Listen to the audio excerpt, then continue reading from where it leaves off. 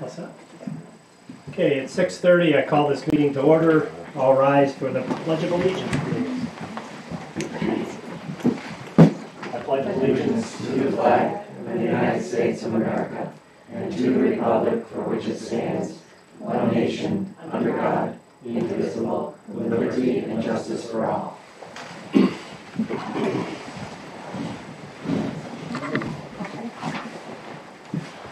Consent agenda, recommended action approval of the items below, including consent agenda 5A, which are the minutes of the September 18th board meeting. 6A, which is the teaching staff non-maternal paternal leave request. 6B, winter coaching assignments. 6A, the NISBA annual conference approval, an additional board member. 7B, tax correction, and 7C, resolution for the disposal of personal property. 6B was removed. It was removed, okay. Thank you. Thank you. Is anyone interested in removing any other item for discussion? If not, may I have a...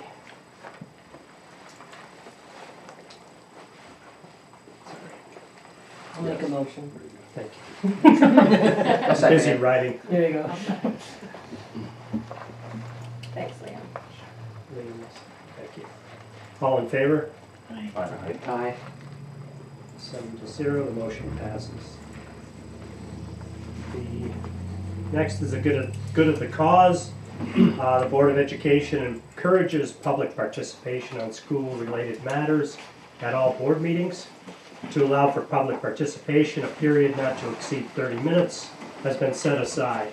As a general rule, public participation will be limited to 5 minutes per speaker. Anyone who would like to speak should state their name and sign in on the sheet. I'd also like to add that because of an agenda item later on in the meeting, we may also reserve discussion if everybody is in agreement around the resource officer. If we may allow for public comment at that time as well. So, for the good of the cause, is there anyone who would like to address the board?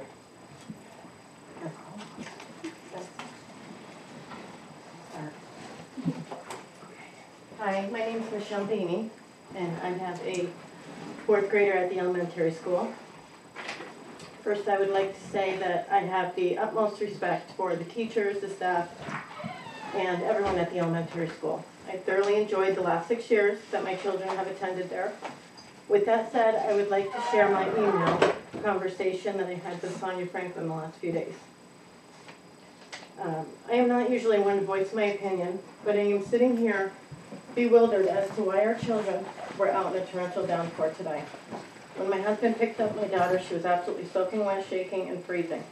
She told my husband that they were out in the rain during recess, and she sat soaking wet at her desk for another hour until dismissal.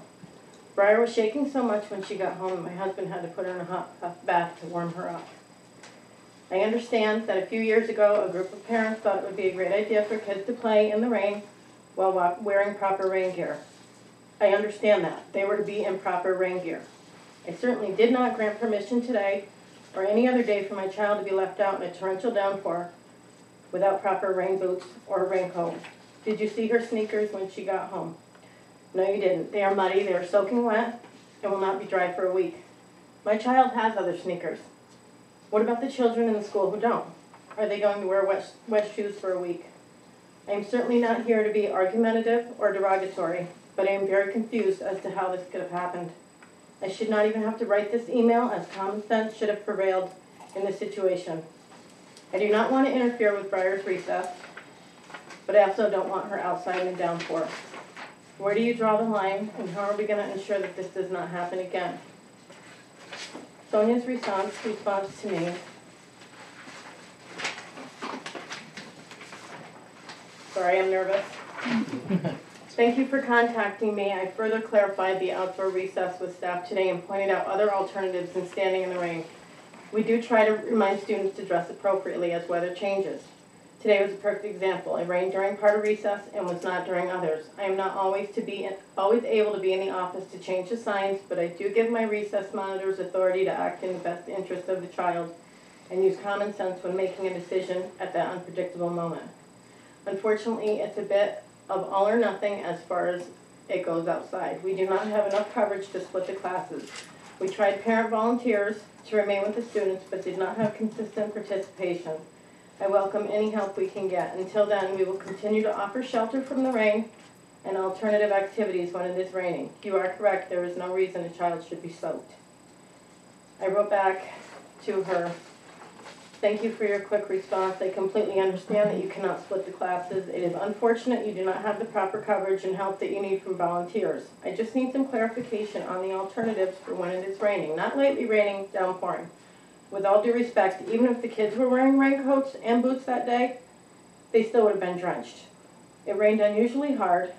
I asked Briar why she did not seek cover, and she said the covered log building was full, as well as the loop tent blue enclosure. I'm not sure what it is. I'm also thinking that she found it more enticing to run around in the rain giggling with her friends. My point is she's 9. Briar can't make a conscious decision on what's right or wrong. That's why there are recess monitors who are entrusted with making these decisions for our kids. What is the normal procedure if it is raining? Are they supposed to go outside? Is there a classroom or a gym they can occupy? What will happen this winter when the wind chill is 30 below? I've never had to question this before, but now I feel it is necessary. Please reassure me that their well-being and safety is a top priority, and this discussion will be finished. Basically, she said that there is not proper coverage. There is a 1/2 hour open that the gym is accessible. The rest of the day, the gym is used for classes. I understand that. And then asking teachers to give up their space in their rooms when they're trying to do a lesson plan, that's interfering with their day. My point is there has to be a place for these kids to go. They cannot be put outside in a lean-to. There's 80 children out on the playground at one point. The lean-to maybe holds 20, and the loop tent enclosure is basically a spot that will maybe hold 10 kids. So those are not good, safe alternatives. These children need a place where they can go. They need somewhere where they can let off some steam. If we have to somehow reschedule so that their gym is incorporated with recess, I'm up for any option, but I want my child to be warm at school. I don't want to worry about my kid coming home sick. And as for all those other kids, my kids got lots of shoes. There's kids who don't, and they should not have to come home like that. I'm very passionate about this because safety is my concern here. It's not academic, it's about safety of the teachers, the kids. That was the other thing. I had teachers telling me there were puddles all over the school that day. One little girl came in and she went down so hard on her butt, she's lucky she didn't break her tailbone. Yep, that was my daughter. Okay, well, that's all I have to say. I am up for helping with any viable solution that we can do here, but it makes me want to cry to think about the kids that were so cold that day and wet, and the ones that didn't have warm sneakers to put on the next day. So, thank you for your time. Michelle, thank you. I assure you we are taking this up later in the meeting. So. Okay. Okay. If you'd like to stay around and listen, you're welcome. Thank you. Anyone else? I'm here for the same matter. And your name? My name is Mindy Godot. My daughter Sydney's in 1st grade. I sent her to school with a note because I was told that that was adequate for her to stay inside. I then called the school because the teacher had sent me a message and said they're still going outside for recess, and that's when I found out that there wasn't adequate coverage in the school and her only other option was to sit in the office. I sent my child to school in rain boots and a rain jacket. She went outside for recess that day and said that herself and 4 other children were the ones that were out playing on the playground because they're the only ones who had adequate footwear and jackets to be outside, while all the rest of them were in the lean-to and covered underneath the blue tarp. However, I've been on that playground. It's all made of wood. She slipped and fell because the wood was wet, and came home with 2 banged up knees yesterday evening when she showed up at the house.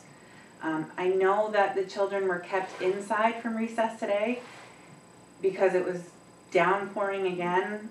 So obviously there's some place to put them because they figured it out today. I'm on board with Michelle. Anything that, any ideas that anybody can come up with, I'm more than happy to help. Even if it goes to, trying to find somebody to donate rubber boots, but in instances in Lake Placid, it's cold and it's wet. And you can't expect children to go outside and get wet in a torrential downpour, even if they have the proper attire on, when it's 46 degrees outside, and then go back in a classroom still wet and sit there. My child tends to get sick very easily, and she holds on to sickness for a while, and I would hate for her to be out of school because she went out and got damp and couldn't get herself warm. My niece came home from school yesterday. She went outside on the playground while it was pouring rain, and she had a cold to begin with. She came home last night. She had 103 temperature. She was outside in the cold and the wet, and she was damp when she got home. There has to be something, and she had the proper attire on because she was sent to school with it. I hate to see the kids sick, because if they're out for more than 10 days, we get a letter at home. Is there something we can do to help you provide, get your child to school? Which is kind of a slap in the face to the parents at some points, because you don't want to send your kid to school sick to get somebody else sick. And at the same time, you don't want to run your child down. So there has to be something that can be done to keep the kids safe and dry. Again, I say we'll be bringing this up later. As a board, we can address the policy that this is associated with, and then pass our recommendations on to the superintendent. I heard a lot about the policy that if it's above freezing, above 0, that they go outside, and if it's not thundering and lightning, they go outside. I looked at the policy today, and it says inclement weather. Right. So I guess it's a variation of what somebody determines to be inclement weather. Yeah, it actually Yes. says the most inclement. Yes. Yeah. As determined by the principal. Thank you, Mindy. Which I can pick up from there, because I read that myself too. It actually states that it is more or less up to the school to make the decision depending on weather. I find it hard to believe that if you guys had a 7, 8, 9-year-old kid, that you'd send them out in 50-degree weather in pouring down rain, regardless if they had the proper attire or not. Even if they were inside the hut, you had 15-mile-an-hour winds. Accompany that with 50 degrees, that brings it down to about 43 degrees. On top of that, you got damp, cold air. That's the perfect recipe for pneumonia. And you got 80 kids on the playground? And I don't know about your children. You said that they were in today. Mine actually did get told to go outside again today, and I have 2 kids in the school in 2 separate grades, so that means 2 different times the kids were sent out in that rain today. Can I get your name? I'm sorry. John Corbel, please. Oh, thank Sorry. Again, I feel the same way they do. There's got to be something else in place. And I didn't get a letter back, an email, nothing. I spoke to Dr. Catania, and I did speak to a couple people in the elementary school. I'm sorry, I can't remember who it was. The principal wasn't there at the time. But, and my wife emailed. Again, I forget who, but I can find out. We never got a note back. We wrote notes in both my kids' backpacks, nothing. And then I found out today they were sent out in the rain again. I mean, it's to the point where it almost makes me angry, because I understand that you guys have a job to do, and I understand that how tough it can be, especially with classes and the use of the gym not being there. I mean, I'd be happy if my kids were inside reading a book in their classroom rather than be out in that rain.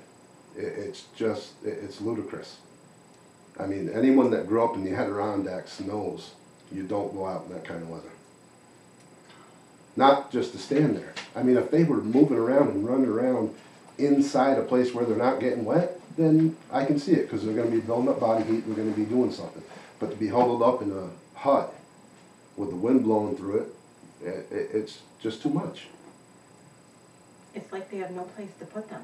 Yeah. That's what it comes down to, and that's sad. I mean, they have no place to put these kids at recess in inclement weather. I mean, that's awful. There's no place, that's what it comes down to. There's absolutely no place to put these kids. That's why I say even if the classroom's open, keep them in the classroom. But Give them something to they do. can't, because that's The when the stairwell, teachers go to something. lunch. The teachers go to lunch, the TAs take the kids for recess. The teachers take that time to either do a lesson plan in their classroom or to do other stuff. That's why the children are not in the classroom. So in I other words, understand. there's basically nowhere to put them. Yeah, that's something we'll discuss, and Right. there has to be some place to put them, I mean. That's what it comes down to. Yeah. I mean, honestly, there's an empty classroom somewhere, even if the Well, I know TAs some that of are the outside. teachers have offered to let Well, the kids go in those classrooms. It's up to the teachers that will take the time to say, okay, these kids can have my classroom, but this is not something that should have to be decided every day. Right. There should be something in plan for these kids, you know what I mean? What happens in the winter when it's below 10 degrees? That's what worries me. Okay. Where are they? If we can keep this at one at a time. sorry. I appreciate it. That's- Mr. Carr, you, That is a legitimate question. I mean, I haven't heard it all. what do you do in the winter when it's below zero, when it's too cold for to send them out? What do they do then? It's something as a board we can't answer. We'll turn to the school for that. What we're looking at tonight is the policy, and is it, does it address all the issues, so. Anybody, Isn't there a gym? When my brother was in school, they used to bring the kids to the gym. can I have your name, sorry? My name's Jen.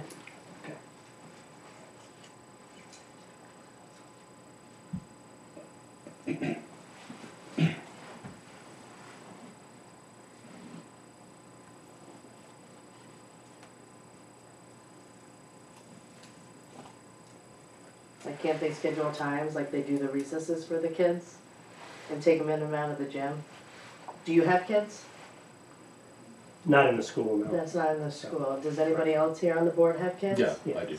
Okay, so this is what concerns me the most, is you have kids. Would you do the same for your kids? Would you let them go out when it's cold out like that? Well, I think this That's, was no, that's, answer the question. an incident happened, Mhm. and we're taking action on it this evening, before you came in. Yeah. We are addressing this later on in the agenda, and we welcome you to sit Yeah. and listen to this discussion, Mhm. and the review of the policy. Mhm. Why does it have to be a policy for the welfare of the kids and the well-being of them? The policy is how we govern, and that is what the principle is going on, is what the policy, so it's a reflection of what goes on, and it's part of the recess policy, so. Okay, so the gym could be an answer for someone to do, just because the teachers want a break. So you're saying that Potentially. they don't want to do their job and go out and watch the kids? Is that what you're Potentially, saying, but or- as a board, we don't micromanage to that level. If I could just So, clarify sure, please about the do. gym, because, so the gym has gym classes in it for much of the day. Not every time, we do have one lunchtime identified where the gym is available that we can use, but not all of them because we have gym class. Is there any other extracurricular activities that you can get the kids into? Like bring them to like say it's cold, it's negative 20 degrees out, oh, let's put them outside. How about bring them to a class and So, teach them something just- on history, or teach them something in art, or teach them, I So mean, just to clarify, we do,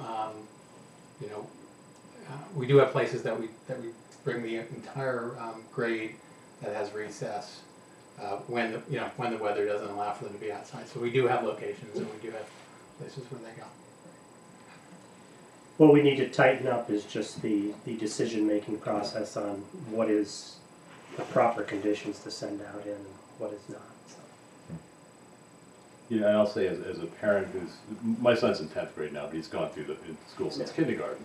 And clearly, we've experienced cold weather in that period of time. And so I think what Rick was saying, and what we do as a board is we do things sort of at a policy level. And then it's up to the people who run the school, the administration, the teachers, to make the day-to-day decisions. But what the policies do is they give them guidelines. And that's what we're going to talk about tonight, is what, maybe tightening up those guidelines or adjusting them so that we can address this issue. we as a board can't go and say, you know, you gotta put these kids here, that's not how it works. We have to say, we really wanna be clear that the parents are concerned about the kids' welfare. And we are, you know, obviously we're concerned as well. How we work that process is we look at the policy, then we give it to the administration, who then implements it at the school level, the elementary school, at the high school. So clearly there's an issue here, and that's something that we definitely are going to address. So that's, you know, kind of my spin on it. I think also too, Jen, if I may, just briefly, you brought up a good point about the utilization of the gym. Now, I don't know how things have changed or evolved over the years. I, at one point, had 5 children go through the school system, and that was the practice when they were in school. They went to the gym. I don't know how it has changed in the structure now with scheduling, but maybe perhaps that is something that we can look at. They're the same number of grades, K through 5, that were there 15 years ago. Is there a reason why the gym can't be used? And maybe it is something, just fine-tuning the scheduling to allow that time frame during lunches. I don't know if it's possible, but it is something that I heard from numerous parents today about the use of the gym. So maybe that is something that we can discuss, and we hear your concerns. Anybody else like to address the board? We were here concerning the same thing as well. Our daughter came home, what was it, Wednesday or Thursday, soaked to the bone. Just had to came home, took a bath right up immediately. Her clothes were drenched, her socks were drenched, underwear, everything. It's just ridiculous in our standpoint. Sure. I'd rather have my son and daughter sitting in the stairwell than go outside. What about the library? You know, anything is better than staying out. I work outside 8 hours a day. There's no reason for that. Yeah. I work out all day. There's no reason for them to be out there in that. Yeah. Great. Yeah, we hear you, and Yeah. there's a lot of alternatives, and that's something that the school will be exploring, I assure you. Is there anyone else that would like to? If you have not signed in, I urge you to please sign in prior to leaving.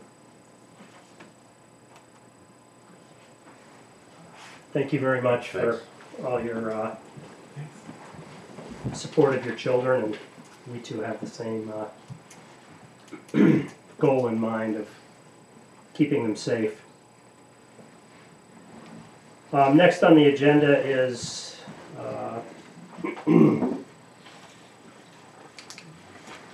it's the math update. Approximately 4 years ago, the board initiated discussion regarding the challenges that we're facing with our math scores. 2 years ago, Tammy Casey accepted the challenge of becoming secondary math department coordinator. Tonight, Dr. Catania has invited Tammy Casey here to share information with us regarding recent activities in the K through 12 Math Improvement Initiative.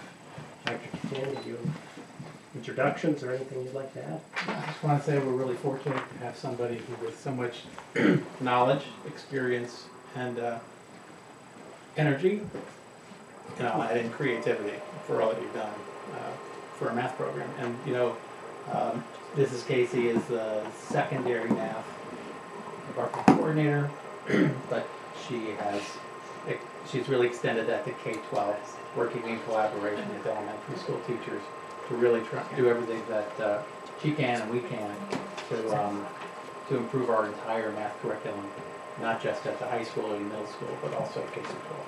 So thanks.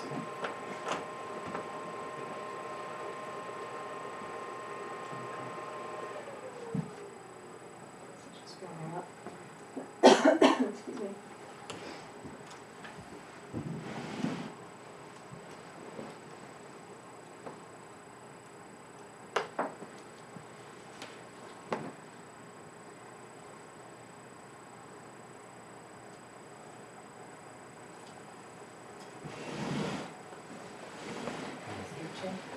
Sorry.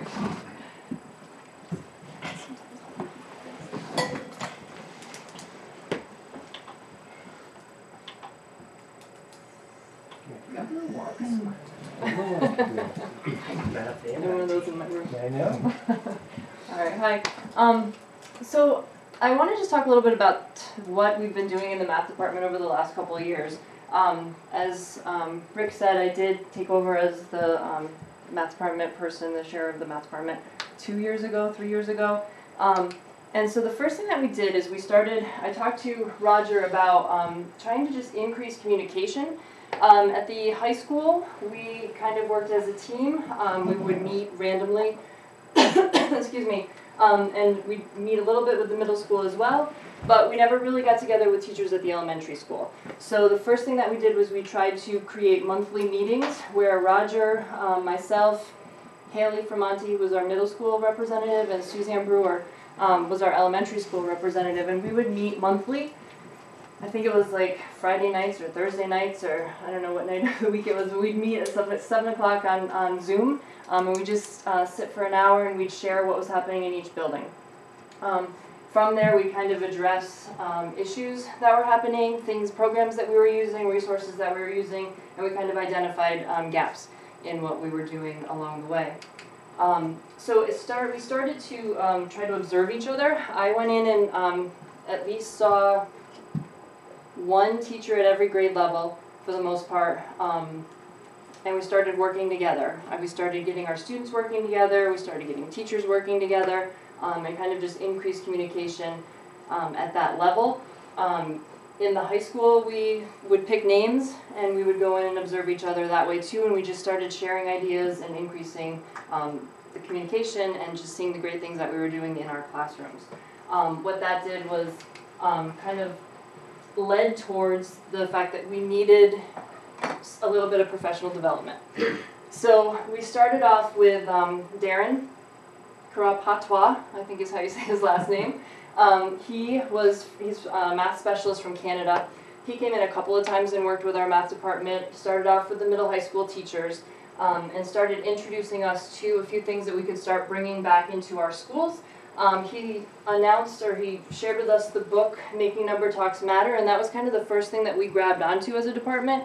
We spent the summer, we all read the book together. We met weekly at that point over the summer as a curriculum project over the summer, and we would meet through Zoom and just share ideas, talk about what we read, and ways that we could then implement those number talks into our classrooms.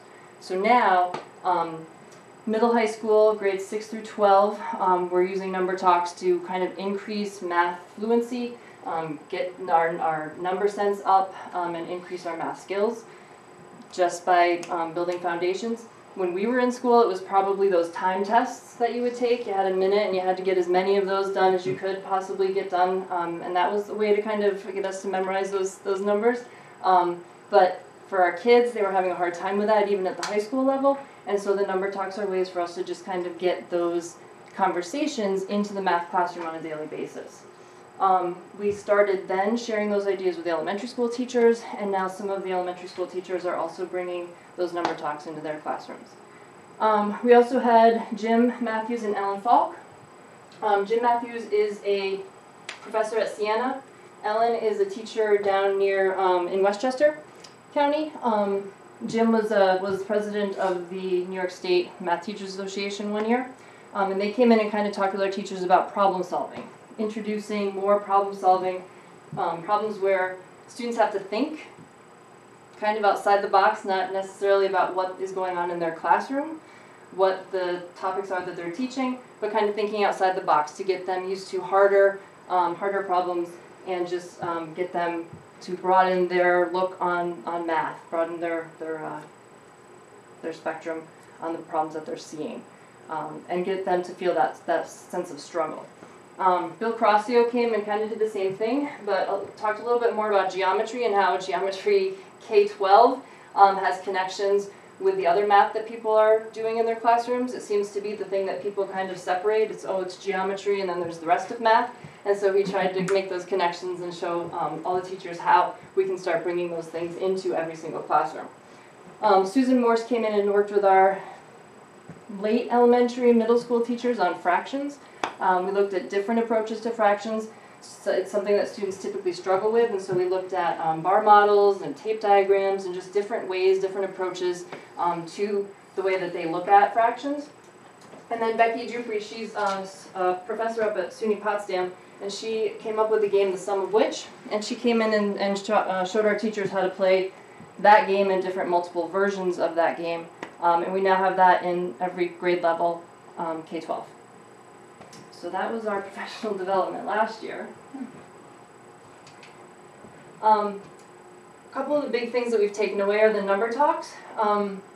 Again, with the number talks, it's basically a 5-minute warm-up activity where students are looking at something. We can kind of start with the dots up in the top corner, and we can ask students, okay, how many dots do you see, but without counting them, so they're looking at patterns. We can start looking at pattern recognition.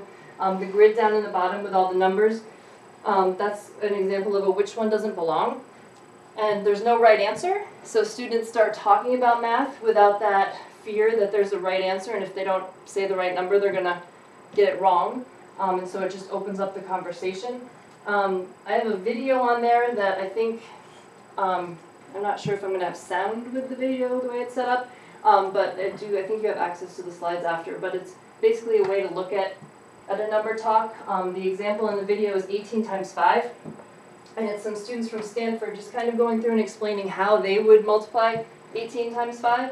And the methods that are shared are just, it's amazing the different methods. When most of us probably learned, line them up and stack them and multiply and then carry the whatever and come up with the answer, they're thinking through it in multiple different ways, more real life ways.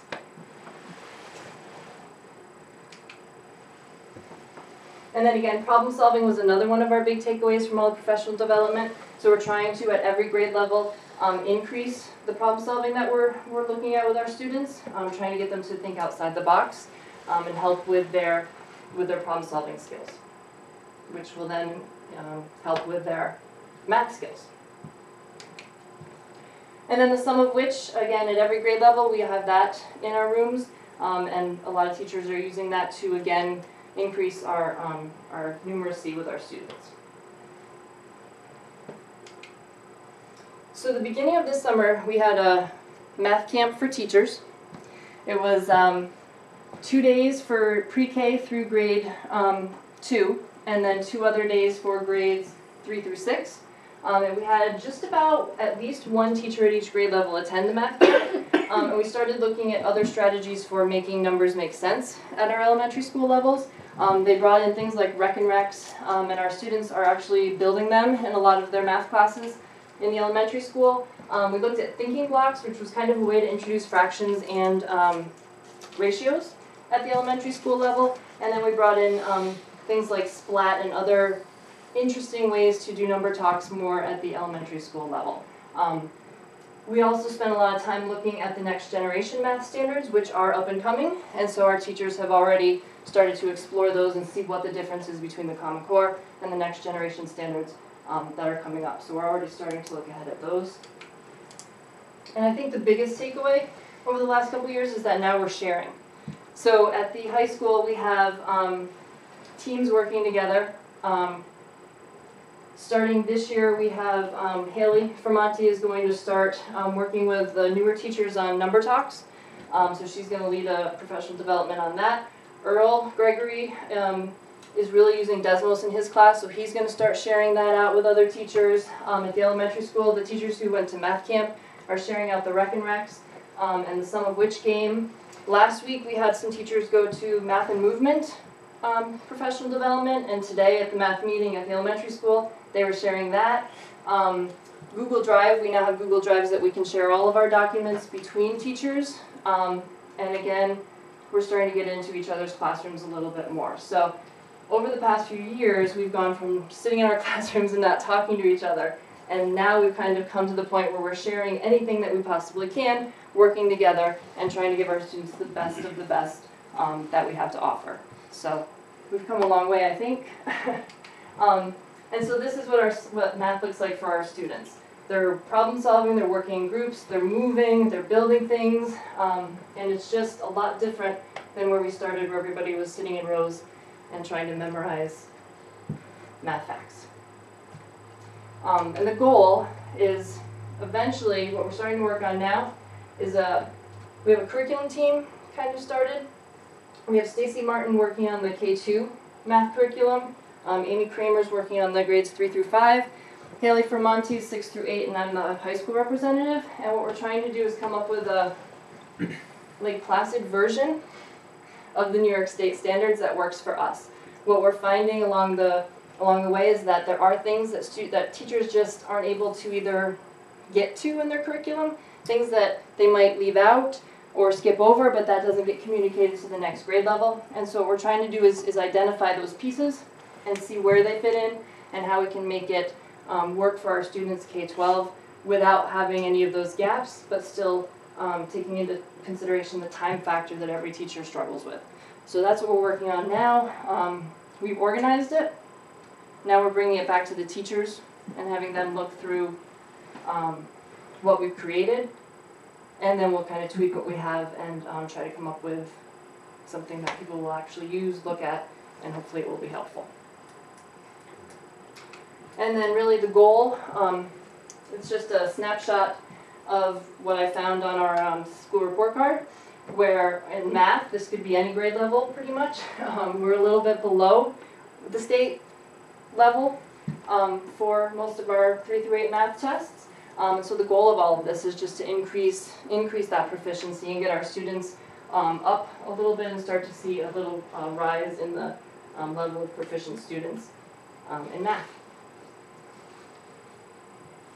And that's it. Great. Thank you. Great. Yeah. Any questions?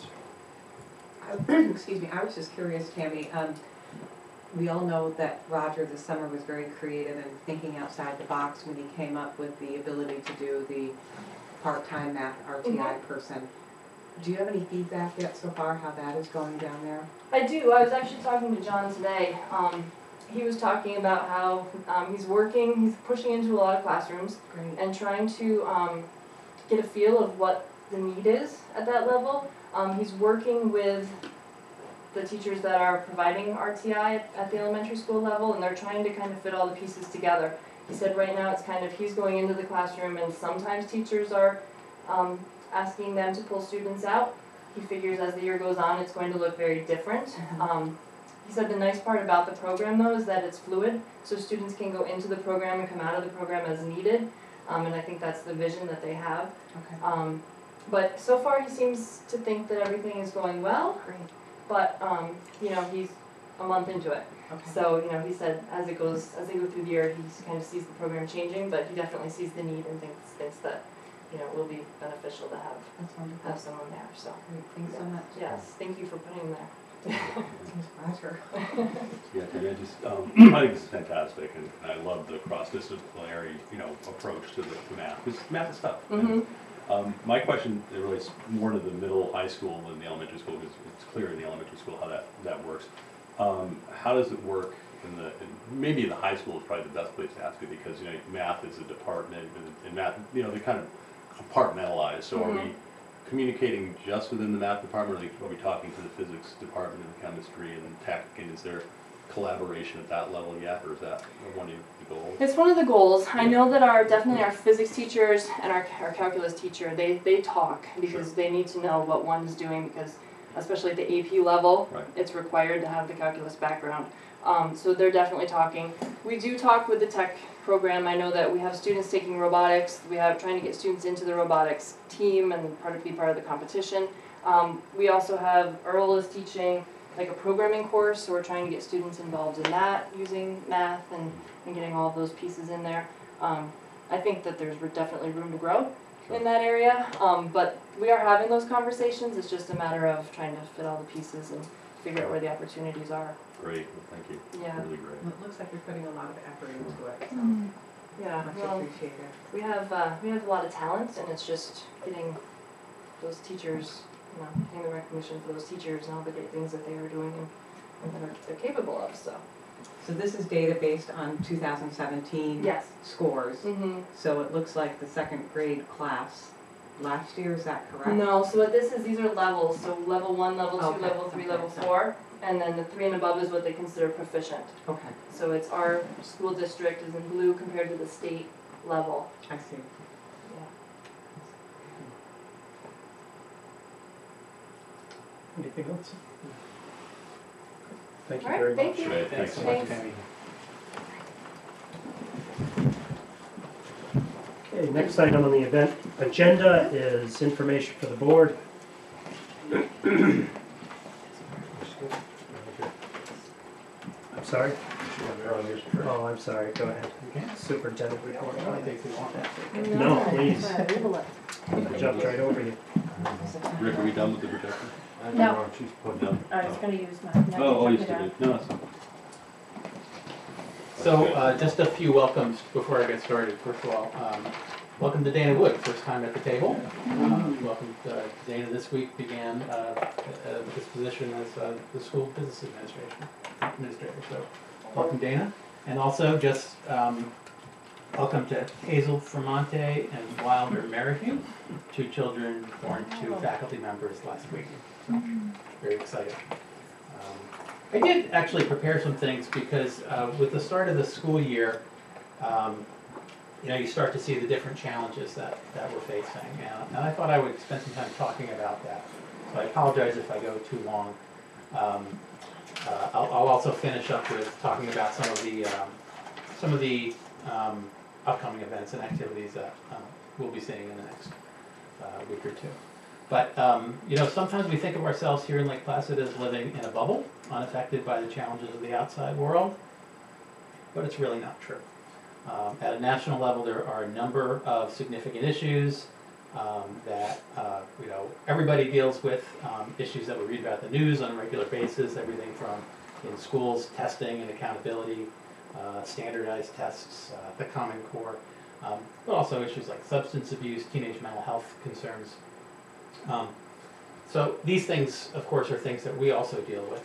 I'm going to mention a few that we're dealing with right now.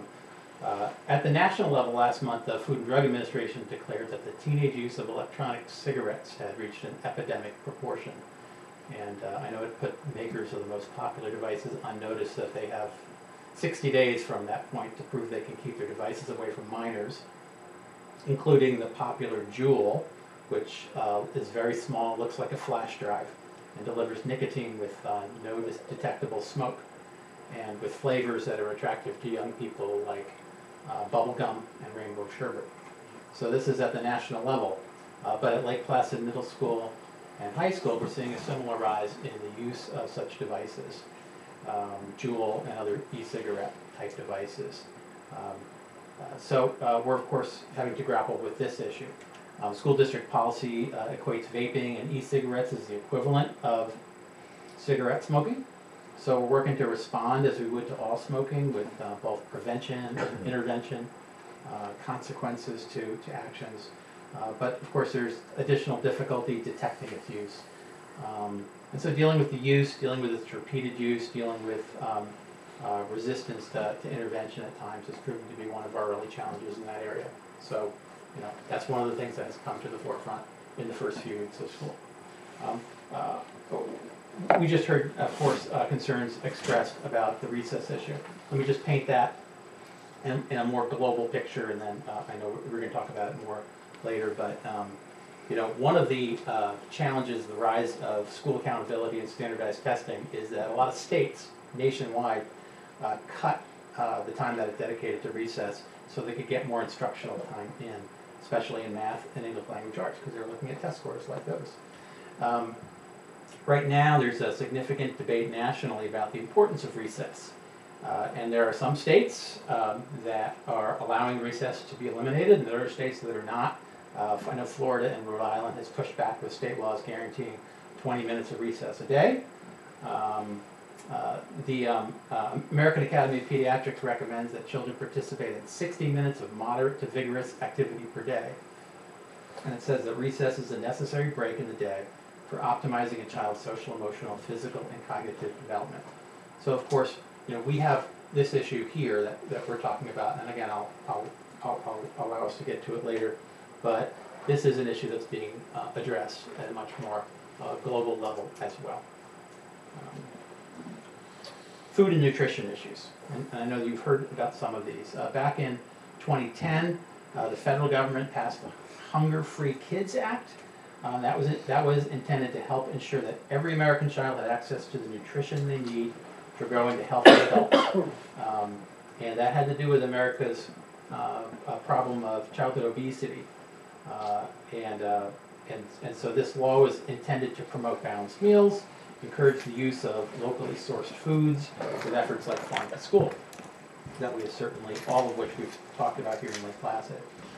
Our board, a number of years ago, responded by supporting and participating in our regional Farm to School program. We also responded by improving school meals, by reducing the number of processed meals we serve, and meeting the new nutritional guidelines that the laws were intending to promote. We also hired a part-time food service director to oversee our program.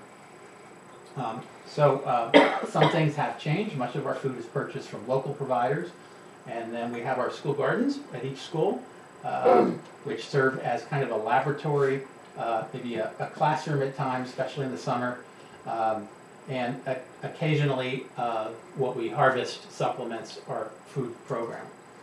But it's mostly on an educational basis. Now last month we learned that our regional group did not receive a renewal of its Farm to School grant. And we also learned that the regional Farm to School director has left her position for another opportunity. And this was a bit of a surprise. Because up to now we've been relying on that program to run our Farm to School program. So our Farm to School program is trying to recover from that and to figure out how to move forward. And I think as a district we're going to have to decide how to respond to those changes. My guess is that the board will be faced with a decision, some of it budgetary, about that. So in addition, the push for healthy meals hasn't always been well received by students. Not every child will eat kale. So our menus tend to reflect a balance of locally prepared food and nutritious options, but also with the occasional kid favorite options. So there's some compromise going on. Finally, the shift from processed to locally prepared foods has actually stretched our kitchen staff capacity because it's dramatically increased the prep time required for producing these kinds of food. That's not how we originally, our staffing was not based on this kind of preparation, it was based on the others. So these are all issues that we're continuing to work on, trying to work out the best ways to balance the important and worthy objectives we're trying to reach with other issues like the taste of children and the realities of limited resources. So again, just more that's going on out there that's also very much happening right here. And then I want to mention cell phones and electronic devices. Sometimes it's tough for adults to realize that today's students have all grown up in a cell phone culture. And they've never known the world without the internet. And their lives have always been shaped by social media to some extent. In schools, we've responded differently over the years. We once responded to the presence of cell phones by banning them. And then there were times when we embraced them. Our board passed a policy called Bring Your Own Device. It's still our school district policy. Recently, national attention is being focused on the potential harm to children that all this cell phone culture, screen culture, social media culture can bring. And that includes everything from disrupted sleep patterns to the spiking rates of depression, anxiety, and other mental health problems. And of course the dangers of cyberbullying, which is exacerbated because it's on a 24-hour cycle. So these are national issues, but they're also issues right here in our hometown, and we see it every day. We have raised these issues. We've raised them with adults, we've raised them with teenagers, and we've at times centered some activities on discussions and examination of these issues.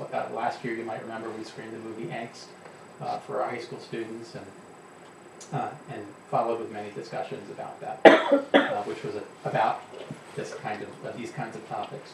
This year, the schools responded by changing the cell phone guidelines, and cell phones are not banned from school, but they are limited in more places, more so in the middle school than the high school, and we continue to allow them in the classroom when teachers approve, but when teachers don't, to keep students are supposed to keep them keep them away, right? So, and then there's student misuse. So there's more, when we set more limits, there's more student misuse. And the student misuse does lead to turning in their device to the main office during the day. So when a student has a penalty of not being able to use their cell phone during the day, they're quick to turn it in, they get it back at the end of the day. So the hope is that we're going to help students manage the use of their devices in a responsible way, and to hopefully not allow their screens to dominate their lives, at least in school and hopefully outside of school, and to promote more person-to-person interactions whenever possible. That's the hope. But we know that there's challenges with that too. So what we're dealing with out there, we're also dealing with in here. So these are tough problems. These aren't easily resolved. There are no easy fixes to a lot of these things. We don't have perfect solutions. A lot of them are national in scope, but present at the local level. But we are trying to grapple with these issues at the local level, and we are looking at them, examining them, and trying to figure out how we can contribute to these types of problems, and maybe on an educational basis, in an educational way, help students learn and grow and improve from them. These are issues all that have carry with them strong opinions and sometimes emotions, and there tends to be heightened concerns over many of these issues. So as we continue to move forward, I'm just encouraging all of us to continue to work together, speaking with civility, listening to each other, understanding, and trying to make progress on what I would say are tough situations, but definitely well worth addressing. So that's that speech. It has been dominating the schools in the last few weeks, and I just want you to know that these are important things. As far as what's going on in the schools, I'll just mention a few things. We do have the district safety team meeting Wednesday, that's tomorrow at 3 p.m. We'll be discussing updates to our safety plan. Tomorrow is also college night for high school students, and that's at Plattsburgh State. They have over 100 college representatives attending there, and high school kids are invited to go. It's especially wonderful for juniors and many sophomores and some seniors as well. We also bring students to a somewhat smaller version of the college fair on Thursday at North Country Community College. Monday we're off for Columbus Day. Next Thursday there's a policy committee meeting. Some of us here are on that policy committee. Of course there are also many games, field trips, including the 8th grade trip to Washington, D.C. I believe we have a chaperone right here who will be attending that. And that leaves on Sunday, October 14th. So that's what's going on. Any questions? Yeah. Yes. The policy committee meeting is what time and where? So it is on Thursday the 11th at 6:30. 6:30. 6:30. In our regular room? Yes. Great, thank you very much. Glad we didn't skip over. Information for the board. There are 4 items under the public content. Item 1 is boys modified lacrosse. An email expresses continued interest in supporting a modified program. As we all know, the merger with Saranac Lake Varsity Lacrosse did not include a modified program, so there was support in that email for a modified program. There's a letter acknowledging Sandy Hubert's accomplishments as a visual art teacher at the Lake Placid Middle High School. There's a nice letter from the 6th grade team regarding the recent trip to Camp Poca McCready, and also a copy of the approved wellness policy 5405, particular attention to section 2, physical activity, section on recess, which is number 4. We had some discussion on that earlier. I'd just like to open it up to any additional discussion here at the table. I'd ask. Yes. Since this is under the information, we're not voting, we're not making any decisions. Roger, I would assume that over the years, there must have been something that needed to change with the schedule that kind of takes the gymnasium out of the picture now, I'm assuming. That it's not really a place that seems accessible when it's. We offer a lot of time for gym, right? Because again, that physical activity isn't just for recess, isn't just limited recess. Also, so there is more phys ed, Right. Okay. and so there is less gym available. Okay, that makes sense. But this is the piece of the policy I think I highlighted. Now, recess has more than one. Maintain daily. So the board policy says that for recess, maintain daily allotment of recess time for elementary school. Recess shall not be used for punishment or reward. Permit scheduling recess before lunch, and then recess will be held outdoors whenever possible, and indoors during the most inclement weather. This is the thing I mentioned when one of our guests brought it up at the discretion of the building principal. So it's that recess will be held outdoors whenever possible and indoors during the most inclement weather. That has been interpreted in that way. And so I want to make sure you guys all saw that. Yeah. And what I'd like to propose is putting this back to the policy committee, revisiting that particular line. I think there's a vagueness and opportunity for individuals to interpret that at different levels. What is most inclement weather? Granted, we don't want to micromanage and put down that, if it's raining more than 1/4 of an inch an hour, or if the temperature and relative humidity, and down to that fine detail, but I think we can define that a bit more definitively than most inclement weather. I mean, just to add to it, are you okay with me? Oh, please. Adding in here a little bit more. There's been a lot of talk about what is inclement weather versus the most inclement weather, and I think that's where some of the examples that some of our guests brought up. I think that has been a challenge at the school level because it does with the most inclement weather. It does seem like the board policy is really pushing hard for kids to go outside in almost every weather, almost all weather, and I think that's one of those areas that I think people are bringing up that I think is of interest here. I think there's also, when we have these discussions, I do appreciate, by the way, everybody's comments and input. I hope we've been listening and we're continuing to listen, so appreciate it. There's a lot of discussion about where you would draw the line. So in other words, we have in this area we have many days of mist or light rain, and then we have hard rain. Wednesday was terrible, right? And so where you define when it's okay to be outside in the light rain and where you don't, those kinds of things, I think are all sort of what we're talking about here.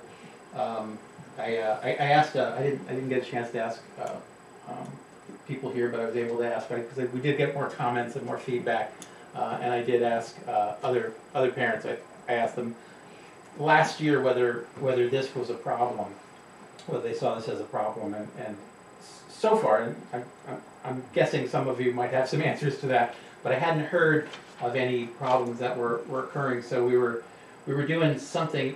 Possibly we were making that call at the right time, or because we did have kids last year too going out in light rain, where it didn't seem like kids were going home wet, or it was being a problem. Again, I could be wrong, and there could be more information out there. Without a doubt, Wednesday was a terrible day. But I think there's also that is when you talk about inclement weather, does that mean, if you define it down from the most inclement weather, does inclement weather mean any rain, or does it mean light rain? Those kinds of things I think are what people are raising and people are talking about. So I urge, like in the past, there are other policies out there.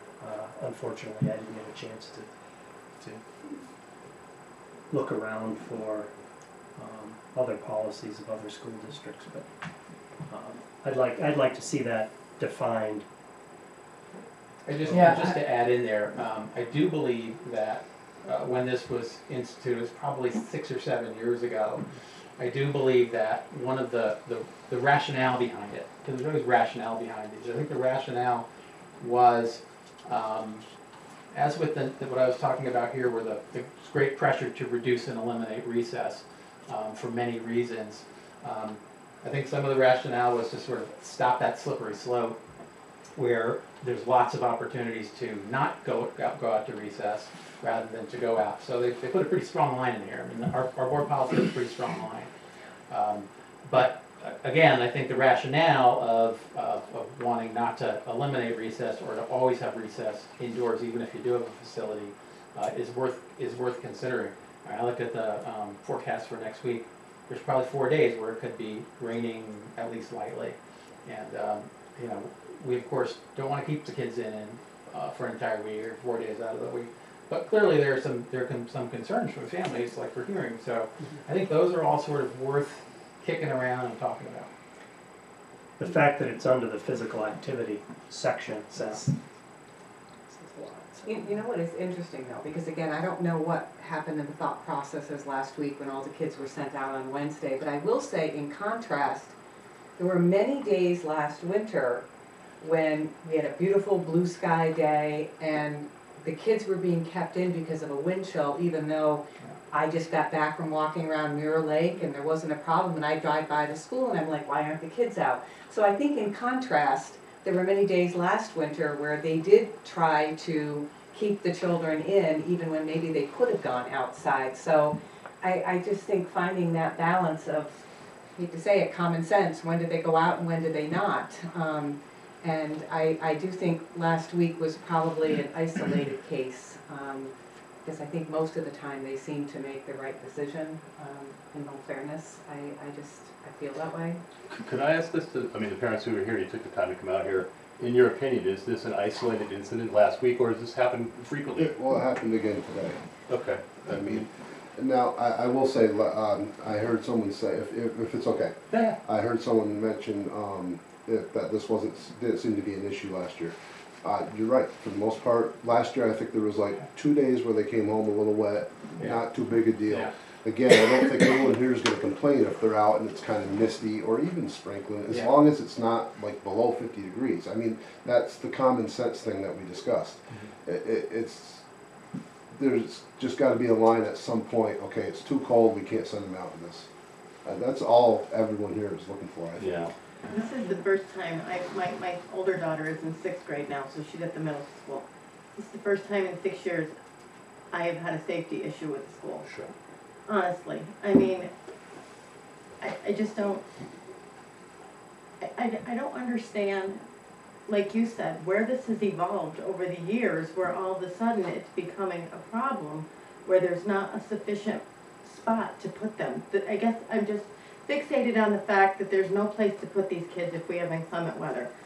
And by interfering with a teacher's room, or again, is the school too small? That's what I don't understand. Enrollment must be down. How are we running out of room for kids to be inside? You know what I mean? That's what I guess that's the answer that I don't get. And again, I'm all about being outside. I want my kid out as much as possible, but again, this is all a common sense thing. Okay. What I'd urge, if you have questions, concerns, either through the principal or through the superintendent, you can address those.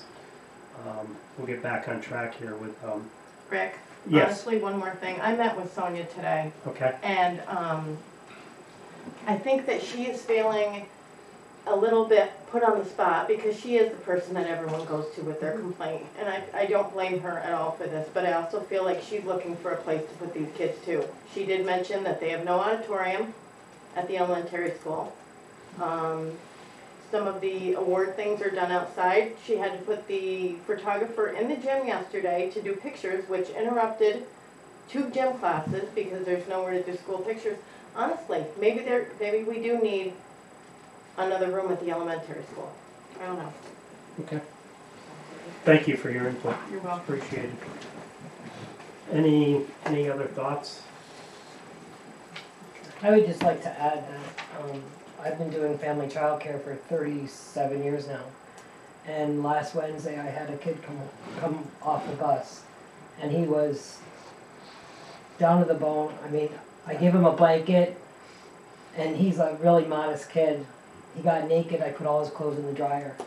So I've been looking at other policies, and I assure you, when the policy committee meets, we will definitely bring this up again, because Thank something you. needs to be done. Anybody else have anything to add? Good. Thank you. And again, thank you very much for your attendance and your feedback. It's appreciated. It truly is. Next on the agenda is linking goals with agenda items. First, I'd like to identify a change in the one of the goals, and it's under Goal 2, Education. It's a 4th bullet, and it's a date change, if I may. Request a report for new and continued opportunities offered at the August meeting. We discussed this. It is in our best interest, and it serves. If you haven't signed Thank in, you. would you please sign in before you leave? The second one. Thank you very much. Great, thanks. Thank you. Thank you. Thank you. Thanks, guys. Thanks. Can I ask a quick question? Just, and again, I know you ain't gonna give an answer right now, obviously. When will we be able to hear what's been determined on this?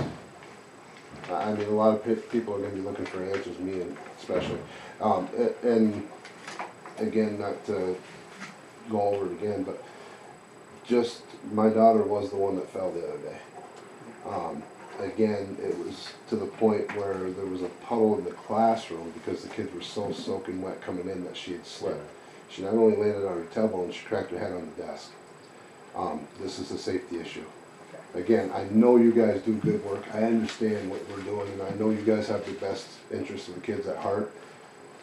But please think about that when you guys dive into this. There will be communication with the parents. Well, thank you. Thank you. Thanks, Sean. Thank you.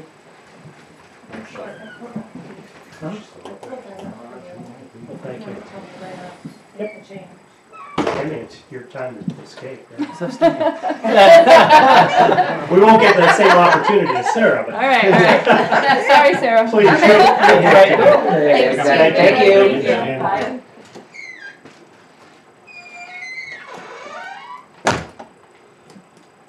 Linking goals with agenda.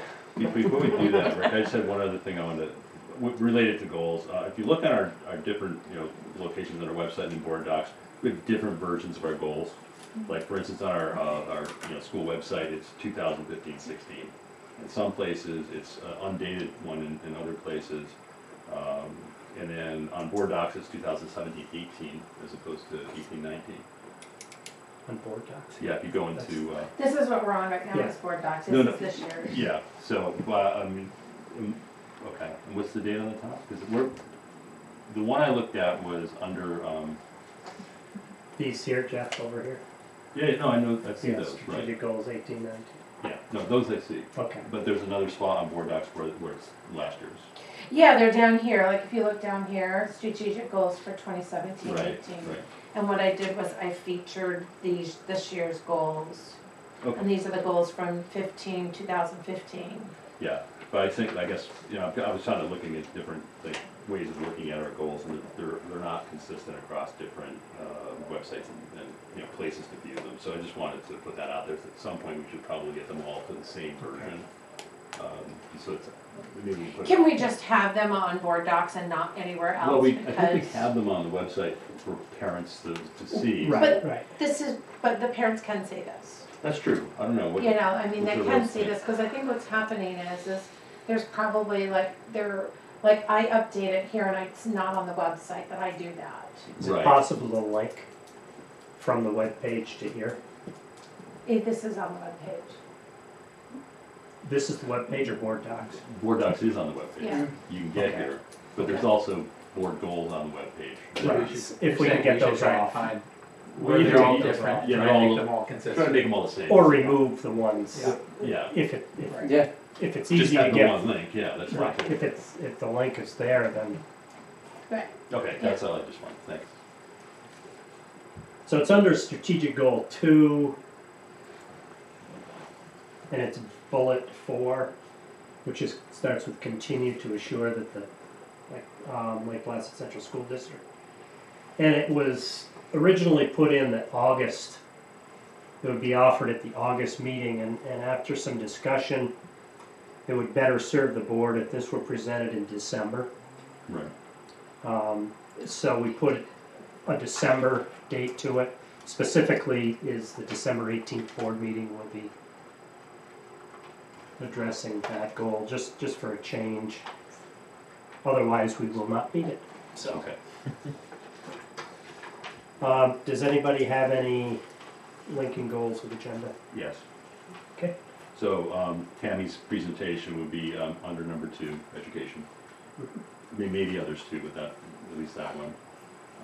And then the Huber letter would be under leadership. I think the parent concerns would be under students, first and foremost. Yeah. Even though we haven't gotten to student or school resource officer, that's sort of saying number 1. Mm-hmm. And then the NISBA conference would be number 4, leadership. I think that's all I have. Yeah. Anybody else have any? Great. I missed the Huber letter. Yeah, so did I. Good catch. All right, into the discussion phase. School resource officer. Just a brief introduction for all of you in the audience. Provide an update to those attending tonight's board meeting. At the September 4th board meeting, the topic of a school resource officer was introduced. It was under the information for the board. The decision was made to open the discussion on the school resource officer in consideration for the future of our school safety and security. Coincidentally, at the September 18th meeting, we heard from Major Dave Reynolds, who's the chief deputy for the Essex County Sheriff's Office. He has a proposal standing with Essex County to make Essex County schools, provide Essex County schools with part-time school resource officers. His idea, if accepted and funded, and if we agree, would provide us with a half-time school resource officer at no cost to the district. Everybody here, or not everybody, but most everybody had relevant questions for Major Reynolds, and we had some discussion afterwards. It was decided to bring this back for community feedback, which is perfect timing since we're here in Wilmington this meeting and then back in Lake Placid for the next one on October 16th. So ultimately, as Roger pointed out, I actually added an option for you. Okay. Ultimately, the board is urged to come up with consensus as to one of the 4 options. Option 1 is to support the sheriff's plan and agree to a deputy sheriff school resource officer if the plan is approved by the supervisors. Option 2, support in concept the sheriff's plan, and if the plan is approved by the Board of Supervisors, agree to a deputy sheriff only after specific details are presented and agreed upon. Number 3, reject the sheriff's plan, but support a district funded plan to hire a school resource officer. We will need to come up at that time with resources to sustain this position. And number 4, reject the concept of the school resource officer plan altogether. And I'm sure there are other options that you may have. So, discussion on this. Could you go over the second option again? Sure. Basically what it is to support in concept the sheriff's plan. But as we all discussed, we had we took exception, or some of us did, with having a uniformed officer in the school. What would it look like? What would it actually look like? There's a little vagueness to Major Reynolds' identification of what the officer would be. So if we agree in concept to a school resource officer through the sheriff's office, then, and if we don't agree with, that it will be an armed officer, he or she will be in uniform, so on and so forth. So we agree with the concept, but we we want some more additional details. Does that make sense? Yeah, thanks. So I thought about this a lot and read into it, and I think that I think I would be in favor of number 2. I think that the sheriff's office, if any law enforcement is going to be involved, I believe that it should come from the sheriff's office, as the sheriff is an elected official, and there will be another level of accountability, and also there needs to be pooling of resources for this. So I see the sheriff, being able to incorporate Keene and being able to incorporate the other districts. But I share concern about having armed officers. We had parents coming in today, and they were concerned about weather and the effects on their children, and that is certainly serious. But having an armed officer in the school and wearing tactical gear like which was described, I think something we really should look at as a board. What's the other thing I was going to say? Sure. And the idea that Essex County would be paying for it. Obviously, I think that's why I would go with number 2. That would be funded by the county.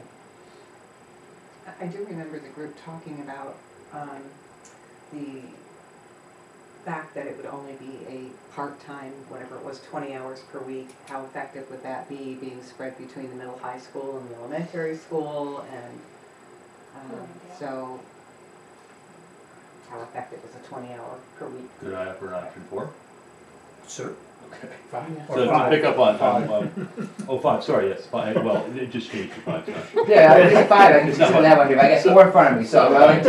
So kind of building on what Liam said, and the part-time issue, option 5 could be something that combines some of these together, which would be for the board to fund a full-time school resource officer, and then if we agree that the county, first of all, if the county option gets passed, number 1, and it is available, I fully think it's great to be able to take advantage of it because it is a free resource, given that it meets certain criteria that we all agree on. And this is my own personal opinion. I think an armed person in the school, I'm against having. We're trying to keep guns out of school. Number 1. Number 2, I think that it's like the man whose only tool is a hammer concept. If your only tool is a gun, that things tend to look like a target. If you have only tools a hammer, everything looks like a nail. And then maybe that's over the top. But if we did decide that an armed officer would be okay, 20 hours a week, I would definitely want them to be plain clothes, and I would definitely want the weapon concealed.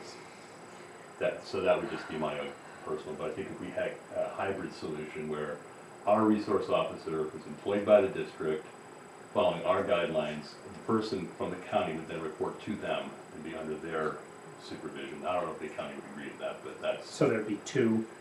Well, the other would just sort of like another body, so because one person can't be in 2 buildings at the same time. But if you have 20 hours a week of another resource, that would help ease that burden.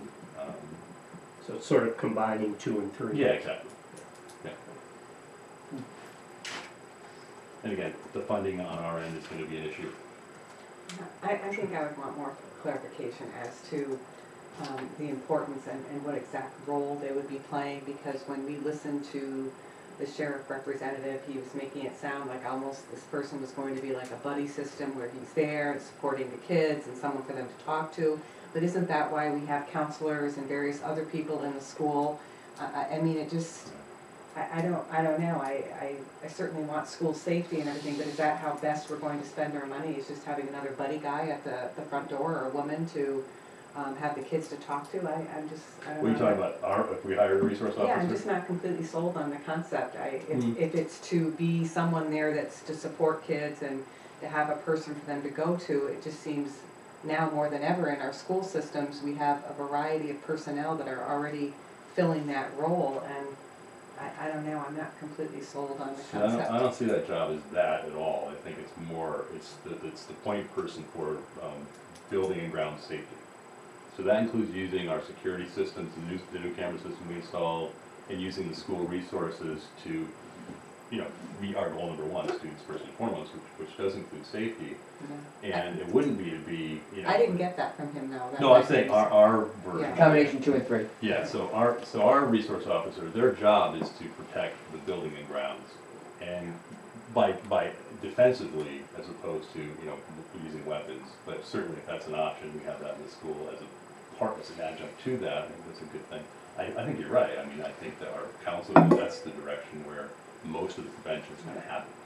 But the sheriff, when he was here that day, and again, we may never go in that direction, but he definitely sounded like their department would take ownership of this.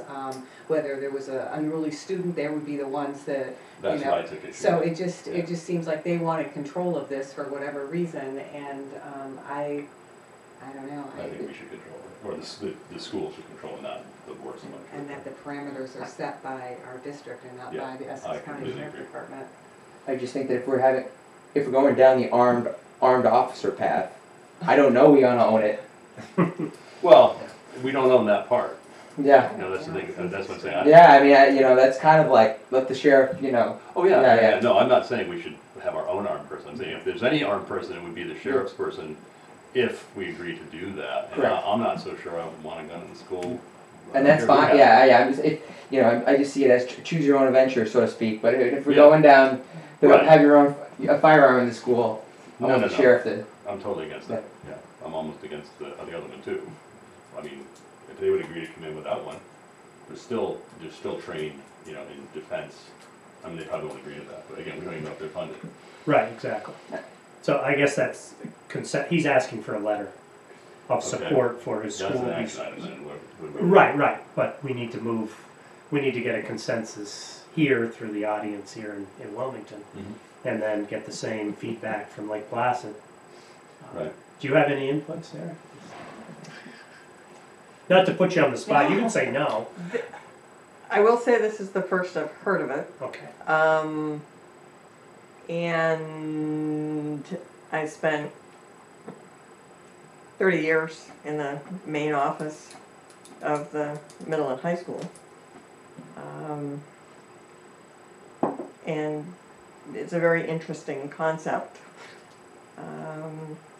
And it sounds like you are all taking it very seriously and thinking it through. I didn't hear, and because this is the first I've heard of it, and I didn't listen to the previous conversation that you had at the previous meeting, I would be looking for what are the district's concerns that they think a resource officer, they've been around for decades, so there must be a job description. You know, and Dr. Catania very succinctly pointed out national, regional, local issues. What does the district want a person with this job title to do for them, for us? Is that what we need? And I'm with the folks who think that guns don't belong on anybody in the district. And I will point out that right before I started my job in the office, you know, your hunting rifle could come with you to school. To school, Sure. because you know you had business to attend to when you got out of class. Yeah. My understanding of all of that was pretty respectfully managed. People understood what was going on. It's a different era, different decade, day and age. You're obviously doing this with the digital issues. So that's my quick answer. What you guys are looking at. That's very good for putting you on the spot. Yeah, that was actually pretty good. Yeah, absolutely. Rick, is this letter that he's looking for, is he looking for just an approval for him to go forward with this concept, or is he looking for something from us particular to Lake Placid? I think he is, no, I don't think. He has already proposed this to the Board of Supervisors. What he was looking for is a letter of support that might help this push it through. He was looking at Lake Placid and Saranac Lake, I believe. I think he'd like to be able to say, there are 12 districts in Essex County, here, they all support this. Right? That's what I think they'd like to be able to say. But I'm not one to write a letter just for support and then say, no, we aren't entertaining. Yeah. your offer, but if we don't know what the offer is, because there was some vagueness other than armed, uniformed, and if we aren't in agreement with those concepts, If that's the definition of the job, then I'm completely against it. But if there's more to it, then let's hear it. Mhm. So I think I agree with it in some, I don't agree with it. I'll leave it there. You like to see more flexibility, I think. I'm taking that. I'd like to see the ownership of the, first of all, I think, I agree with Sarah, do we need this? Mm. Like, that's the first decision we have to make. And then we have to say, if we do, then what does that look like? And what I've heard so far, what it looks like, I don't agree with it, which is what we saw last meeting. I know that he's running unopposed, and I'm just putting it out there, just for argument's sake. Is any of this, just with the timing of the election, that this is coming forward as a topic of interest, that it's being pushed through? And again, I know he's unopposed, but it's coming into November political season. Mhm. Is there any of this that's kind of motivating this movement? Oh, absolutely. I mean, I think he even addressed that in the beginning. Okay. I think his facial, Yeah. yeah. So then it lends one to believe, why do we just want to jump on the bandwagon to? Well, this is when we would go through. This Yeah. is when he had that opportunity to get, if they're gonna agree to it, it's gonna be soon. Is that true though? Why do they have to agree to it before the election? Well, I think that I think he wants to say, I've done this. Okay, and that's part of the reason why you should elect me, even though I'm gonna get elected Anyway. anyway. Yeah, Correct. no, Okay. yeah. Correct. okay. You're closer to it than I am. Yeah, that's my general sense. Yeah, Yeah, that's yeah. my general sense to it. All right. Yeah, absolutely. So I mean, we could, we can kind of vote by doing nothing, in some ways, because if we don't support him, We're still fact finding. so fact. Yeah, I think that's a reasonable response, or Well, if we're wavering back and forth, then that's I certainly. don't see we can endorse something that we're not. No. Yeah, I spoke with a principal, not in our I district could craft yesterday, something that. who wants an armed guard at the front door. Yeah, Bam, that's what I want. right. It's like, are you kidding? And so the opinions, and desires really It doesn't have to be more like cross the. parameters around even that. It's like, well, what does that armed guard do, and what are the criteria that they use to make decisions? Intimidation, I think was what he's after. Okay. That can work either way, Sure. but anyhow. All right. Joni, Martha, you have any input or? I agree that we have to really think this through. Do we really need a resource officer? In my mind, I came across as he wanted to be like a big brother to everybody in the school, and That's what he was, right? right. Well, and that's like when I was growing up, that was our athletic director. That was, or like you said, the custodian. Right. I mean, they knew more than anything else going on at school, and so I don't know. I've read all the articles. I've looked at other, things, and it's just I'm still not sold on it either. Can we ask statements of opinions? Being a principal, I mean, what are your thoughts? Would you not? Or are there merits to it, or what are your thoughts? I think there's merit to it, but at the same time, I think our size and our location to the village police departments in terms of response.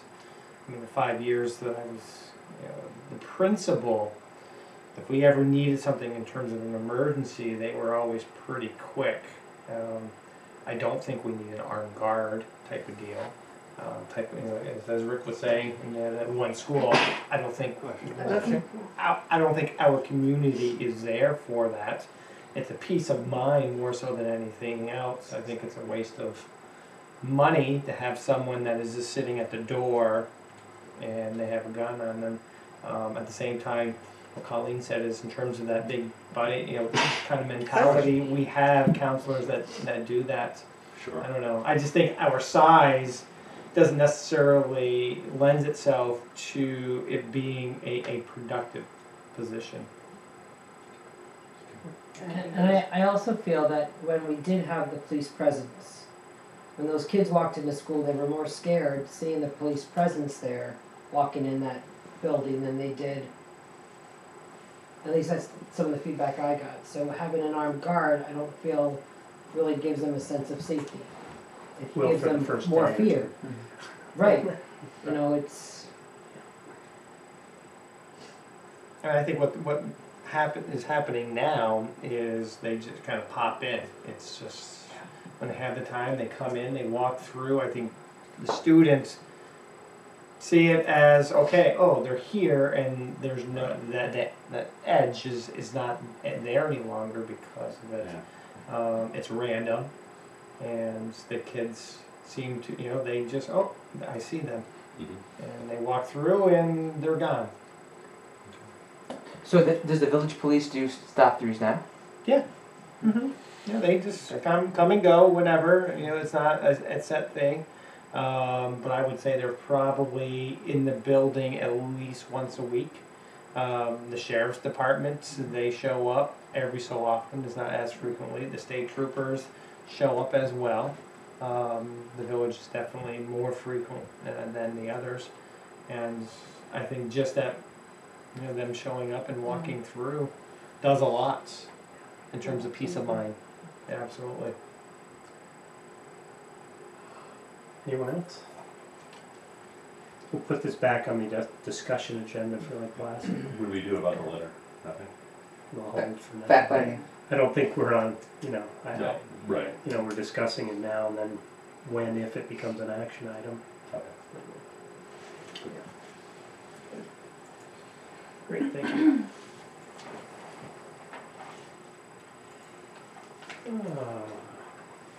Consent minutes of the last board meeting, September 18th, that's on the consent. Teaching staff, non-maternal paternal leave request, that was consent. Let's see, winter coaches assignments.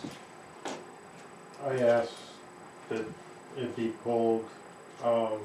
In the last couple of meetings, we've approved 2 of these coaches to take non-maternal parental leave. How's that going to affect them coaching? Mike Bringley, and tonight we approved Brian Van Oster. I mean, are they going to stay coaching, or are we going to end up coming up with another coach, or?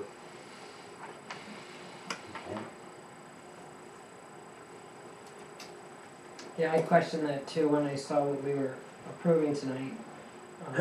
He's asking for 30 work days, and that's half the season. That's all of January, so Yeah. I mean, that's right in the middle of the season. So I questioned that also. Also, I had a question about Mike Bringley. It says in parentheses, head coach shared with Saranac Lake. Is that our portion that we're paying to him is $57.44 from Lake Placid, and is he also getting that same amount from Saranac Lake? No. Okay. So Saranac Lake is paying their coach, and we're paying our coach. Oh, so, okay, so there's 2 coaches? Yes. Okay, thank you. And I don't have a specific answer for you, but I can bring that back. In general, we've dealt with it in a number of different ways. Right now we have a teacher on maternity leave who we also appointed her husband. We have both teaching the district, both coaching the district as a volunteer coach, and they're sort of sharing the load. That's one way we've approached it. Other ways, we have had people who have been on leave who have continued to coach. So we've done things a few different ways. I was just wondering, are we gonna end up, a month from now trying to appoint another coach? There's not an assistant coach either, is there, for basketball? Not for boys varsity basketball. No. Whereas for girls hockey, Right. there is. Yeah, co-coach. So would it be, would you want to table this until the next meeting and go with that? Or you want to prove it and then I bring back a little more detail about how we're doing it? What is Michael Bringley's, when does he go out and for how long?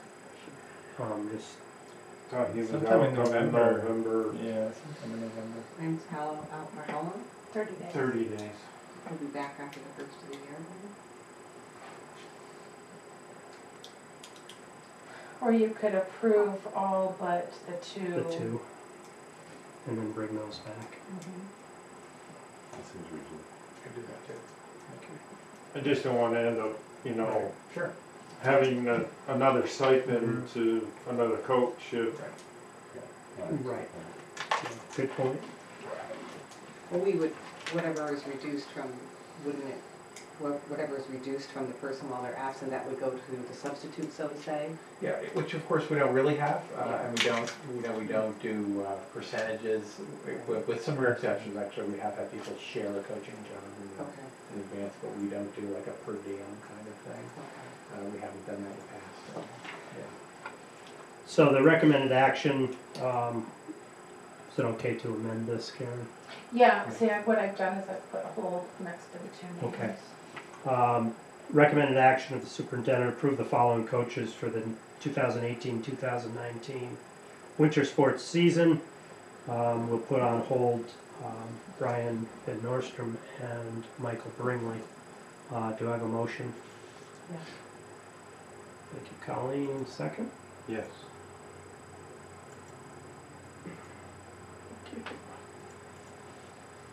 Voting? Helen, Mine's not coming I just have a question on the JV. Yeah.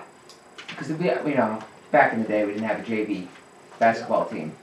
Well, has that been around for a while? Yes, Okay. for a while. And do we? We've been working on our, on participation in a big way, and we have a lot of kids who play basketball. Okay. And so it's allowed us, except, I believe on our Yes. list is no girls JV, right? Is that what we have? Yeah, no girls. Yes. No girls JV, but we do have boys JV. And we don't. So it's all contingent on numbers. Okay. So yeah. But there's been the participation for it. Yes. Okay. Right. Yes. They're right now looking at numbers of 15 plus for each of the boys basketball teams. Yeah. That's That's very good. We've had That's good, terrific. I mean, that's it. We've had terrific participation. We've been encouraging more participation, and as a result, we have. You more got games. it. Yeah. Goodness. And Butch doesn't have an assistant right now for the boys hockey? He does not. We have had a volunteer assistant, Okay. but that's not out here yet. Okay. Mr. Canal. You have to vote. You voted. You yes? I voted Okay. I voted Okay. for him. Great. 7-4-0 against, the motion passes. Action items, the NISBA annual conference approval, that was consent, as was the tax correction, as was the resolution for disposal of personal property. Brings us to the adjournment phase. The next Board of Education meeting will be held on October 17th, 6:30 in the Administrative Center at Is that on the Plaza. website? No. It should be a 16. 16. 16th? I saw that. Yeah, change my calendar. Last year's date. Old agenda topics, I believe the two that were there were old as well. Wilmington bus run and the, sorry, I should have given you an email. Any new agenda topic items? Do we need to put this on the agenda about getting our board goals sort of all consistent across all district electronic media? It doesn't have to be on the agenda as long as we agree to do it, or how we're going to do No, it. I'll put it as It a. helps you Sure. to do that. Sure. It helps. That way we have Yeah, track that of way we it. can keep track Sure. of it. Okay.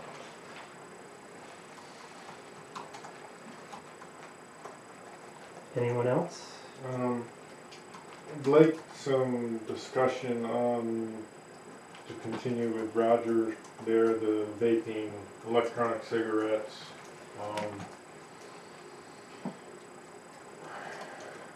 I've heard through the grapevine about students trying to sell the jewels and so forth to younger kids on sports teams. And I also heard that Northwood just did a presentation to the whole school on the dangers of vaping and the e-cigarettes. Is that something we can look at doing for the We've school? we've recently done a presentation to to the staff about it, but we haven't probably done one recently to the whole student body. Isn't CYC talking about doing that? Yeah. This is, again, on the forefront of many Right. people's minds, so there are different efforts going on. We do have, the prevention team working on their end of things, and we have CYC working on their end of things, and the school people working on their end of things, so I'm usually 2 steps behind all of them, because they're moving pretty fast. I've never but seen yes. the small ones, and it was on the news tonight. Yeah. If they're, They look amazing, They're- like a thumb drive. Yeah. I think it's. There's one that looks, it's a little bigger than a guitar pick. I just saw one, Really? it's triangle in shape, and it's probably slightly bigger than what you would use for a guitar pick. Yep. you can hide them fairly easily. And what have they given them, 60 days, did I hear? 60 days from 3 weeks ago. Yeah. So, Awful. A replace, what are we gonna do about the farm to, school to farm, farm Private school. to, farm to school? That's good. Yeah, so it's a good question. Right now, Saranac Lake is moving ahead by trying to rehire the farm to school coordinator, and they're doing that without us involved. I know that there's interest in getting us involved. Getting us involved, my guess will have a price tag attached to it. You just need to know that. I think when we're talking about resources, so far we've been connected with Farm to School without having to commit those kind of resources. I think when we're talking about resources, I think we have to weigh, and I think that there's great merit in supporting the Farm to School effort as it exists. But we also have some other issues at hand. I mentioned the capacity issues, which basically means our food service staff is already working some extra time just to get the meals prepared. We also have a food service director who's only half-time, and it would it benefit us to increase his time? Do we want to do a little of all these or some of all these? One question I still have is how will we benefit from the farm to school coordinator? And a lot of these are, again, because all this was pretty recent, I just haven't heard any of it yet. So I've kind of put the word out. I've said, let me know A, what it's going to cost, and B, what the benefit will be. And I think that's really important before the board gets some kind of recommendation. I'm not ready to make a recommendation, I can tell you that, but because of that. We're still doing a lot of the things that the farm to school movement was aimed at. We still are accessing locally sourced food, and we still are preparing more healthy meals and more non-processed type meals. So we're doing a lot of that. I guess I would want to know how would we continue to benefit. The farm to school movement did. You attended some of the meetings. They have a lot of energy. There's a lot of really good ideas, and I don't want to overlook that. I want to support it, but we just again we went from what happened? We had a farm to school coordinator. What happened? Yeah. Oh, it's gone. That's it. To now what do we do? And we're still in the now what do we do? And I am assuming that in order to know whether or not to go ahead with it, those 2 questions: how much and to what end. So that's kind of where I'm going with that. Saranac Lake going at that independently, or? Right now they are. I think they would like to get us on board or Tucker Lake on board. It has been an effort that has spanned a number of schools. And did you mention that BOCES was? BOCES was interested, as BOCES tends to be, in writing a COSER. COSER is a cooperative service arrangement. Yeah. That means that they'll organize whoever the hire is, and then we would pay BOCES, and then BOCES would hire a person. That's where BOCES works, cooperative service. Sort of go against one of our goals, I think. What's that? Oh, okay. I don't think the menu has completely been kind of thrown out with the dishwater either. I mean, if you look at it and really reviewed September's and October's, yes, there's tater tots on there a couple of times, and you know there is the horrible corn dog that was on in September. But in all fairness, like Roger said, you have to give a couple of those, whether you like them or not or whatever, a couple of those freebies, you know, a couple times a month to these kids.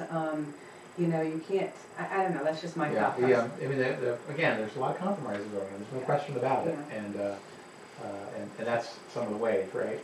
But every meal, there's a lot of alternatives. every meal has an alternative, there's always a healthy option. It's not, so even if there is a corn dog there, the kid can go and get a full, complete lunch that isn't a corn dog. Right, a salad, whatever. But there is a corn dog there, you know, and you know, yes, there's tater tots, but there's also carrots and, you know, all the other things that are served. So it isn't a perfect arrangement, but it's right now, again, like I said before, balancing these different, almost not really competing interests, but balancing these different pressure points. Anything else for new agenda topics?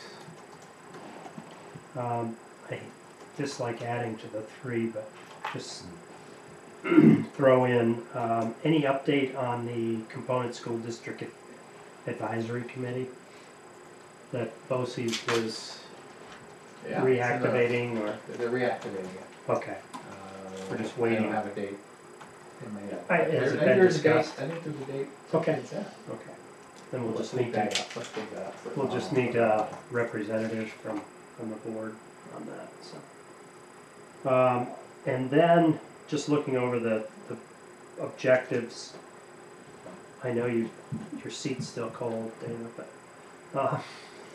review all bus routes with the Director of Transportation with input of bus drivers to assure effective, timely, and efficient routes. I just sort of picked a couple out to start working on them, just to get them on people's minds. And review and assess current community service requirements to assure equality and fairness for all students. I'm not sure where to go with that, but I throw it out there. So. And then lastly, number 8. We're starting to think about Roger's evaluation. It's only October, but it comes about fairly quickly. We need to incorporate a process, so we'll be discussing that as we move forward. Sorry, not Roger's assessment, the superintendent evaluation. Box is full. It is. You want to keep going here? All right, if there's nothing else, may I have a motion to adjourn? Yes. Thank you, Jeff. The de facto, yes. Colleen, seconds. All in favor? Aye. Thank you. Thank you. Thank you. Sorry to run. I'm out. Is there an agenda for the meeting tomorrow? Safety meeting? Roger had put one. I haven't seen my email. He was working on Okay. On what? safety. Oh, yeah, got an agenda. Yeah. Is it out? Is it emailed out? Is it out yet? All right. What? The agenda? No, probably not. Okay. What are you talking about? The safety meeting. No. Do you need a second? It's okay, I can wait. Do you need a second? They're usually pretty. No, you got it. No, I haven't. How many things can you do at once? It'll come out tomorrow. I got it right here, Jeff. I'm good. Jeff, I'm just gonna email it to you. Okay, fine. And we were talking about in the admin meeting. Is Liam on that meeting too? What? The I safety? think so. I believe so. Can you turn this off? Can you do this? Yes. Just sending you the doc. Oh, no, it's over here. Great. Yeah, the only reason I asked is because I know we had talked about risk assessment on the campuses. On our new security system. Remember at the last safety meeting, the first day of school, it was down to 2 hours.